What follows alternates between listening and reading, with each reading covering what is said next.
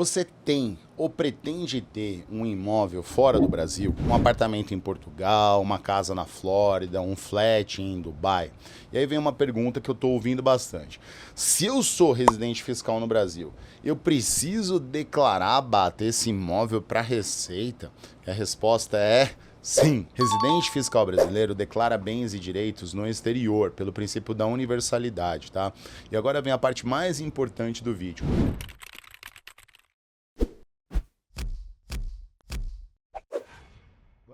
Por muito tempo, muita gente agiu como se isso não estivesse no radar de verdade. Só que os sinais do mundo estão mudando.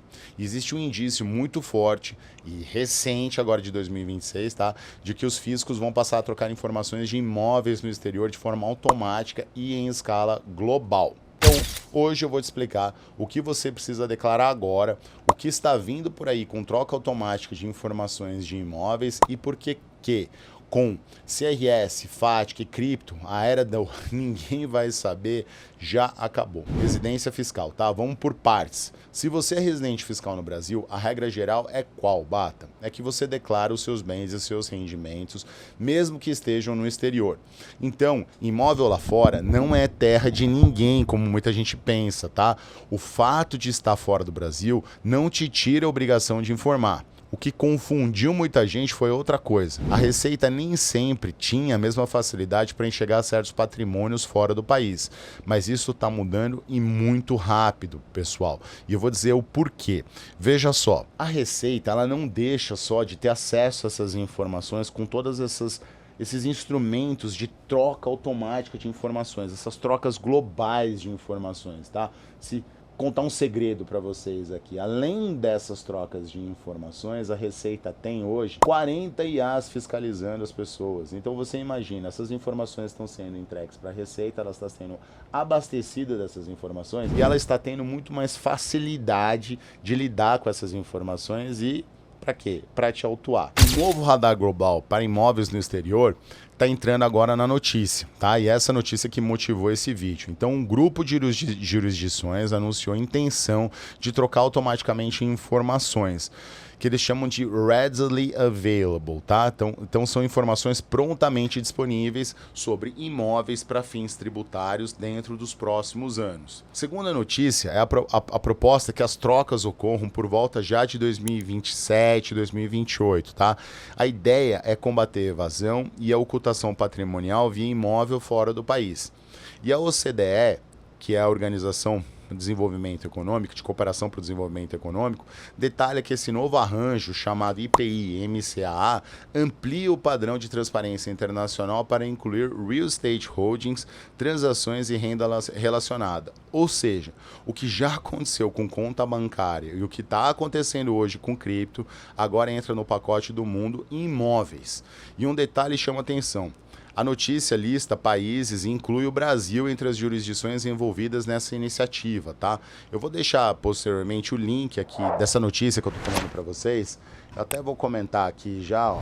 Vou pedir para colocar na tela, inclusive, tá? Step.org. Se você for lá e você der uma analisada, aparece Jurisdictions commit to exchanging real estate information within 5 years. E isso foi noticiado em 2025, eles estão falando lá para 2029, 2030, mas eu já tenho visto alguns reports dizendo que pode ocorrer até antes, tá? E aí eles listam, inclusive, alguns países aqui, ó. Deixa eu pegar para vocês. Bélgica, Brasil, Chile, Costa Rica, Finlândia, França, Alemanha, Gibraltar, Grécia, Islândia, Indonésia, Irlanda, Itália, Coreia, Lituânia, Malta, Nova Zelândia, Noruega, Peru, Portugal, Romênia, Eslovênia, África do Sul, Espanha, Suécia e a Grã-Bretanha. Todos esses já prontos para entrar nesse novo instrumento que chama IPI-MCAA, traduzindo para a linguagem real. Vamos traduzir essa troca de informações imobiliárias para a nossa vida real. A lógica descrita por essa notícia, por essas informações, é dar visibilidade para quem é o proprietário, qual é o imóvel, o valor, os dados de registro, o histórico de transações e até renda de aluguel relacionado. Então, se você tem um imóvel no exterior e acha que isso vai ficar fora do alcance, o movimento internacional é justamente o oposto, tá? É colocar uma luz onde onde historicamente era mais opaco. Tradicionalmente, pessoal, eu sempre tive essa pergunta, né? E eu sempre, com base nas informações que a gente tem de estudos, a gente sabia que tinha, eu vou falar mais para frente no vídeo disso, mas que o CRS está em vigor, o Common Reporting Standard, então bankable assets, contas no exterior sempre estão à vista, né, da Receita já. FATCA, que é o Foreign Account Tax Compliance Act, com os Estados Unidos também visava esses bankable assets. E como eu vou falar mais à frente, o CARF também, que é o Crypto Asset Reporting Framework, que é para criptos, também estava em vigor. Agora, as propriedades imobiliárias eram mais difíceis, né? Porque elas não constavam tanto no radar, mas isso tende a mudar com essas notícias que eu estou trazendo hoje. O que eu tenho que declarar hoje, Bata? Bom, hoje você já deve declarar, e aqui eu vou ser bem direto, tá? Não é se você precisa declarar, é como declarar corretamente, tá? E como organizar a documentação. Então você precisa olhar para 3 frentes: imposto de renda no bens e direitos e rendimentos, tá? Ganhos e renda do imóvel, aluguéis, por exemplo, ganho de capital na venda e obrigações acessórias que podem existir com uma declaração ao Banco Central, a DCBE, dependendo do volume desses ativos. Então essa obrigação esquecida por muita gente, que é a DCBE, pode dar muitas multas pesadas, tá? Veja, muita gente só fala da receita, mas esse ponto costuma ser muito ignorado. Então, dependendo do tamanho do seu patrimônio lá fora, pode haver obrigação perante o Banco Central, a DCBE, a Declaração de Capitais Brasileiros no Exterior. E aqui eu vou dar números objetivos de referência, porque isso assusta e ajuda a organizar. Então, de acordo com o Guia Bancário de 2026 sobre DCBE, a DCBE anual é aplicável quando o capital no exterior ele atinge $1 milhão, tá? Na data base de 31 de dezembro, com entrega entre 15 de fevereiro e 5 de abril do ano seguinte. E a DCBE trimestral, você deve declarar a cada 3 meses, entra no jogo em valores muito maiores, como $100 milhões, tá? Com prazos ao longo do ano. Então, se você tem imóvel e investimento, conta, participações, isso soma alto, não dá para olhar só para IRPF, tá? A mensagem é: imóvel no exterior não é só um bem, ele puxa um ecossistema de declarações e controles. E por que isso ficou mais sério? Como eu disse, CRS, FATCA, o CARF sobre cripto vem com uma virada de chave. Então o mundo caminha já há anos para troca automática de informações e a Receita Federal naturalmente se apoia nisso. O CRS, que é a troca automática financeira dos bankable assets, tá? A própria Receita Federal do Brasil divulgou a atualização do CRS no Brasil, mencionando que novas regras entram em vigor e que os intercâmbios baseados na versão atualizada ocorrerão a partir de 2027. Isso é muito importante, pessoal. As informações estão chegando de forma muito rica, ou seja, conta, investimentos, estruturas financeiras estão cada vez mais integradas a padrões internacionais, chegando de forma muito rica, e a Receita com instrumentos computadorizados cada vez mais avançados, não só por uma base de dados, né, que pode ser acessada, mas principalmente por uma análise por meio da inteligência artificial, que basicamente vai dar o alerta no sistema: CPF tal, declaração tal, não consta, veio a troca de informações, olha, eu já tenho aqui tudo que ele teve de renda, tudo que ele teve de ganho, tudo que ele gastou, tudo que ele deteve no exterior e não declarou, tá? Outro que eu comentei com vocês, o FATCA, né, que é o canal com os Estados Unidos. Com os Estados Unidos existe um canal específico chamado FATCA, que ele foi formalizado via acordo intergovernamental promulgado no Brasil por meio de um decreto. Então, na prática, para quem tem relação com os Estados Unidos, isso já faz tempo que não é invisível. Cripto, como eu disse, CARF, né, e a Decrypto, que foi falada muito, eu fiz no Instagram um post sobre isso, sobre a Decrypto, e aqui entra a parte que muita gente subestima, né? Criptomoeda. Realmente, a cripto esteve nos radares da Receita Federal durante muito tempo, porque basicamente hoje, eu diria que não um grande risco, um baita risco, né? Mas ainda muita gente acredita nas cold wallets, então eles... basicamente, se você comprar aqui no Brasil, você vai ter essa troca de informações.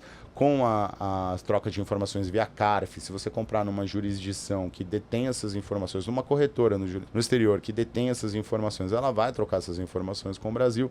Mas se você comprar em uma jurisdição que não participa ainda do CARF a partir do ano que vem, que é a troca de informações de cripto, e reportar você como um brasileiro que está comprando cripto, se você for para uma jurisdição que uma corretora lhe venda cripto e você armazenar essas criptos em alguma cold wallet, basicamente espetar o seu pendrive num computador e transferir para essa cold wallet, né, fica criptografado, você, em tese, não estaria sendo visto pelo fisco. Porém, eu lhe pergunto, isso vale a pena? Porque depois, como é que esse dinheiro voltará para o radar, né? Você vai deixar ele como um cofre escondido? Mas cedo ou mais tarde, isso vai acabar voltando de uma hora que você for usar, e aí a gente não sabe que tipo de troca a gente vai ter lá na frente, que risco você vai estar correndo com relação a isso. Além disso, a cripto, em alguns lugares, pela minha experiência, ela acaba não sendo utilizada de uma forma tão coerente, tão fácil. Então é difícil você, muitas vezes, eu vou comprar as coisas em cripto. Tem pessoas que já desconfiam disso, porque você não reporta, assim como as notas, né, as grandes notas do passado de 1.000 francos, que chamavam de notas sangrentas, porque eram notas utilizadas muitas vezes por instituições ou por pessoas com segundas intenções, como tráfico humano, tráfico de armas. As criptos também vêm sendo utilizadas muito por crime organizado. Não sou contra, sou super a favor das criptos, acho que é um belo investimento que você deve ter, você deve fazer uma parte do seu patrimônio em cripto, porém, pense muito, e eu não aconselho que você faça a compra e mantenha essas criptos em uma cold wallet, porque você corre o risco de uma hora ser descoberto por isso, tá? E como o CARF já entrou em vigor, você tem a chance disso vir mais cedo ou mais tarde à tona, e você acabar sendo descoberto por não ter reportado essas criptomoedas. Então, como eu disse, a Receita já está alinhando o CRS e o CARF, né, para esses criptoativos, e no Brasil houve o anúncio da implementação, como eu comentei, da Decrypto, com reporte por prestadoras que estão sediadas aqui no Brasil a partir de julho deste ano, segundo a análise divulgada pela própria KPMG. Então vocês percebem um desenho qual é? Financeiro, CRS, Estados Unidos, FATCA, criptos, CARF e Decrypto. Tudo isso avançando forte. E agora, muito claramente, imóveis por meio do IPI MCAA. É como se o tripé do patrimônio internacional estivesse sendo totalmente fechado. Conta, cripto e imóvel. Então a frase que eu quero que você grave na sua mente é: se você é residente fiscal brasileiro, declare tudo, tá? Declare tudo.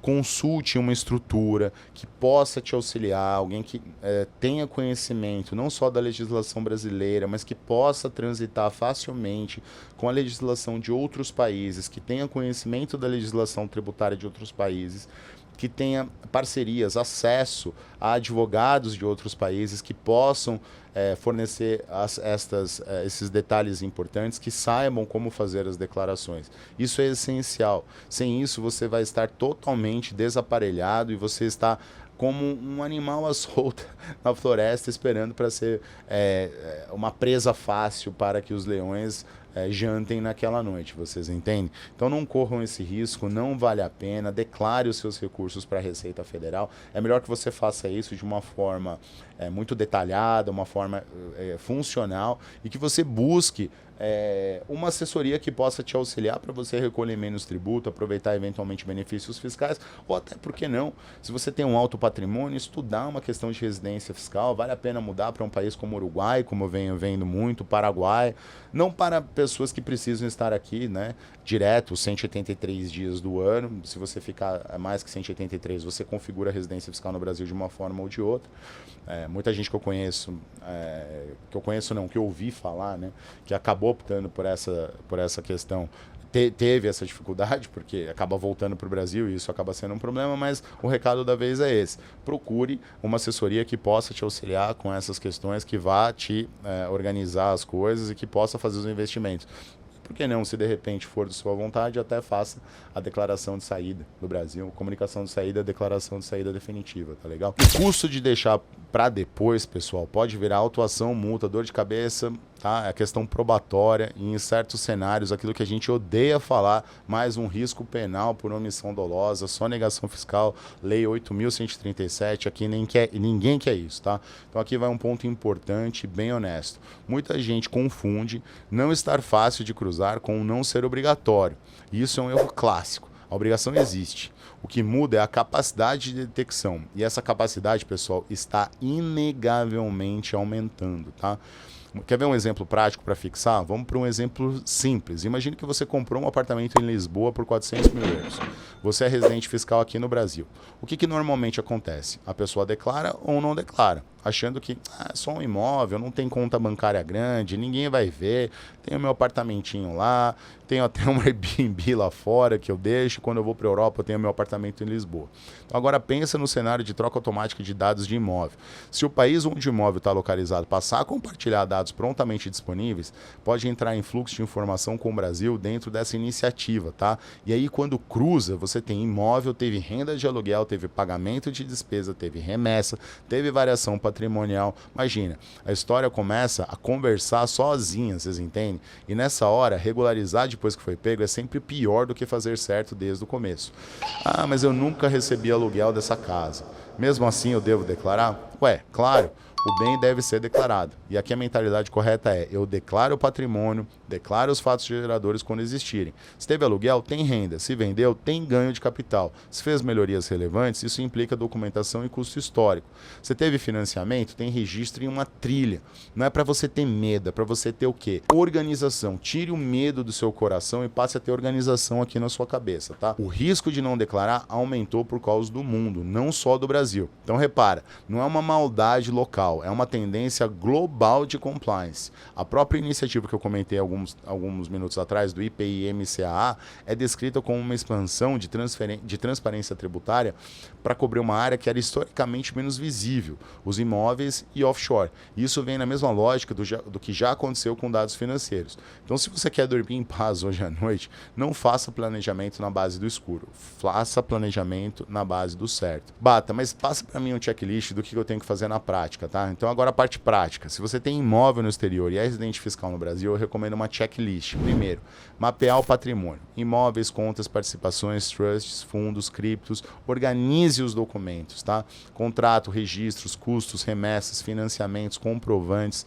Cheque as obrigações acessórias. E quando eu falo isso para vocês de tem esses documentos em mãos, eu tive um caso recente, muito importante, a pessoa recebeu um bem de herança há décadas. Ela nem sabia direito que aquele bem estava lá, mas como ela tinha essa documentação, fica muito claro, de forma muito transparente para a Receita. Olha, ela recebeu esse bem, essa pessoa, e se ela fez a venda desse bem, eu posso aplicar aqui, sim, um ganho de capital. Aliás, essa dúvida é muito frequente, né? Aqueles fatores de redução para venda de imóveis se aplicam para imóveis no exterior? E muita gente diz que não. Eles se confundem porque para quem não é residente fiscal brasileiro, não se aplica, mas para quem é residente fiscal brasileiro, se o imóvel está no exterior, se aplica sim. Então, ela tinha muito bem lá computado o quanto havia recebido de herança, em que ano, e o ano da venda. Então, fica muito fácil de você fazer a apuração do ganho de capital, foi um valor baixinho, tá? Da venda, e a pessoa está totalmente regularizada, podendo usufruir do patrimônio, sem ter receio da Receita. Se a Receita vier, ela tem o escudo dela lá para se proteger, tudo documentado, e ela não vai ter maiores dores de cabeça. Essa pessoa que teve esse caso de sucesso, hoje está dormindo tranquila, e isso que é importante, tá? Então, você deve checar obrigações acessórias, como IRPF, dependendo do montante total, a DCBE, como eu te disse. Deve conferir rendimentos como aluguel, ganho de capital, rendas associadas a esses rendimentos, tá? E assim, pessoal, evite improviso. A pior hora de descobrir regra é quando cheguem à intimação. Quer ver mais um exemplo que eu vou dar para vocês? Olha só, hoje eu estou gravando esse vídeo. Que dia é hoje? Hoje é dia 17 de fevereiro de 2026. O REARP, que é um regime parecido com o RECT, que possibilita que você dê nascimento das obrigações na sua declaração de imposto de renda, quando você assistir esse vídeo, provavelmente vai ter se encerrado. Então, fique atento a esses programas que permitem a declaração, ou se você não puder participar de um regime desses, ou achar que ele é extremamente custoso, você pode talvez certificar as suas últimas 5 declarações de imposto de renda e buscar, de alguma forma, trazer esses bens para o radar, tá legal? Eu acho que isso é muito importante diante de tudo isso que nós temos vivido e vivenciado na prática. Se você chegou até aqui, eu vou te pedir uma coisa. Comenta aqui embaixo, tem um imóvel no exterior. Ou então, olha, eu estou pensando em comprar um imóvel. E me faça uma pergunta, se você quiser, eu vou fazer um vídeo para você explicando a sua pergunta, tá? Por exemplo, erros comuns de declaração, o que costuma gerar inconsistência patrimonial, como você pode estruturar isso de forma segura e documentada.